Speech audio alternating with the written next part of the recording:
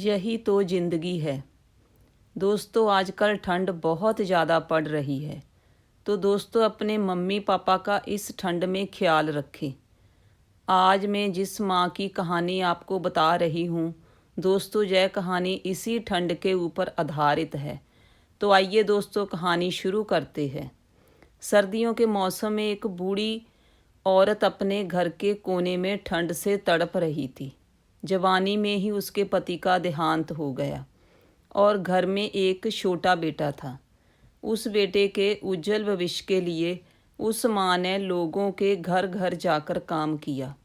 काम करते करते बहुत थक जाती थी, लेकिन फिर भी आराम नहीं करती थी और हमेशा एक बात याद करके फिर काम में लग जाती थी कि जिस दिन बेटा लायक हो जाएगा या कमाने लग जाएगा, उसी दिन आराम करेगी।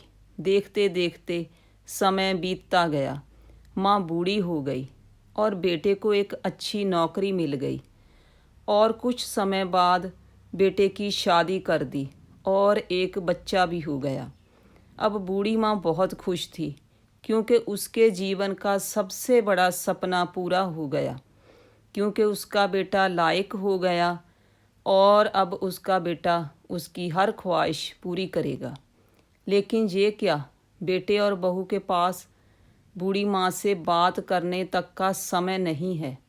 बस इतना फ़र्क पड़ा था, माँ के जीवन में पहले वो बाहर के लोगों के जूठे बर्तन साफ़ करती थी और अब अपने बेटे और बहू के पहले बाहर लोगों के कपड़े धोती थी, अब अपने बेटे और बहू के। फिर भी खुश थी, औलाद तो उसकी थी। सर्दियों का मौसम आ गया। एक टूटी चारपाई पर घर के बिल्कुल बाहर वाले कमरे में एक फटे पुराने कंबल में सिमट कर लेटी थी और सोच रही थी कि आज बेटा आएगा, उसे कहूँगी कि तेरी माँ को रात को ठंड लगती है, एक नया कंबल ला कर दो।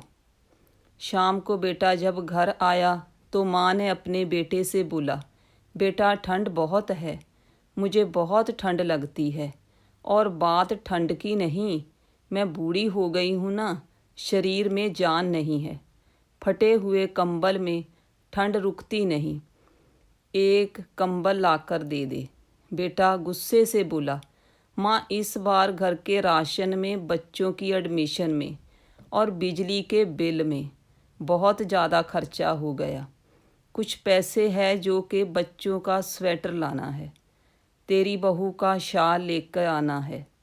तुम तो माँ घर में ही रहोगी, तुम तो साइन सहन कर सकती हो, हमें तो बाहर जाना होता है कमाने के लिए।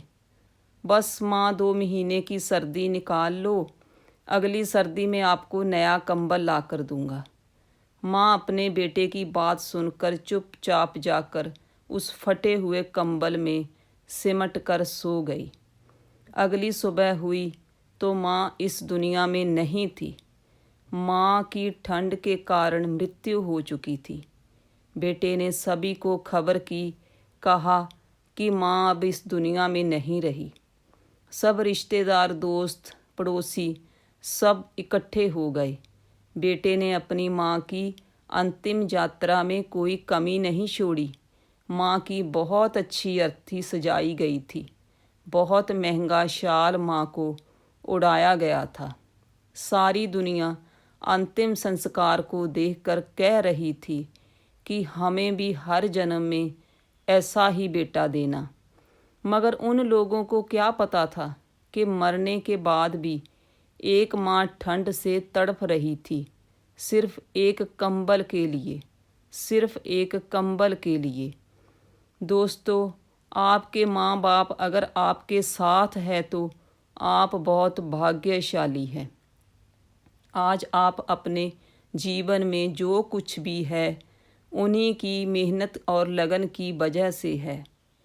जीते जी अपने माता पिता की सेवा करना ही आपका पहला कर्तव्य है।